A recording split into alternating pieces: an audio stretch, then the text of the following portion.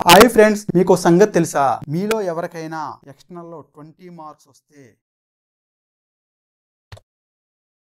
JNTU AR 23 ప్రకారం external 70 marks కి మీరు పాస్ అవ్వాలంటే 35% అంటే 24.5 ఆర్ రౌండ్ అప్ చేస్తే 25 మార్క్స్ రావాలి. రిమైనింగ్ మార్క్స్ అని ఇంటర్నల్ లో 15 మార్కులు తెచ్చుకుంటే సరిపోతుంది. టోటల్ గా 40% ఉండాలి. అంటే 100కి 40 మార్కులు వస్తే పాస్ అవుతారు. అందులో 25 మార్క్స్ ఎక్స్టర్నల్ లో కంపల్సరీగా ఉండాలి. డియర్ స్టూడెంట్స్, మీకు సంగతి తెలుసా? మీలో ఎవరికైనా ఎక్స్టర్నల్ లో 20 మార్క్స్ వస్తే పేపర్ కరెక్షన్ వాళ్ళు ఏం చేస్తారు? డియర్ స్టూడెంట్స్, మీకు గనుక బార్డర్ లో మార్క్స్ వస్తే 1 మార్క్ నుంచి 5 మార్కుల మధ్య లెస్ మార్క్స్ మీకు గనుక వస్తే 25 మార్క్స్ కి మీకు 20 మార్క్స్ వస్తే అప్పుడు ఏం చేస్తారు? ఖచ్చితంగా ఏ ఎక్స్టర్నల్ ఎగ్జామినర్ అయినా మిమ్మల్ని పాస్ చేయడానికి ట్రై చేస్తారు. కాకపోతే ఈ 5 మార్కులు వేయడానికి వెసులుబాటుగా ఏదో ఒక ఆన్సర్ రిలేటెడ్ గా ఇచ్చిన క్వశ్చన్స్ కి రాయాలి. అంతేగాని బ్లాంక్ పేపర్ గానీ ఖాళీ పేపర్ గానీ ఇస్తే ఎవరు ఏం చేయలేరు. కాబట్టి ఎండ్ ఎగ్జామ్స్ లో ఎన్ని క్వశ్చన్స్ అయితే రాయమంటారో అన్ని క్వశ్చన్స్ కి ఆన్సర్ చేయడానికి ట్రై చేయండి. మీకు ఏదైనా క్వశ్చన్ రాని పక్షంలో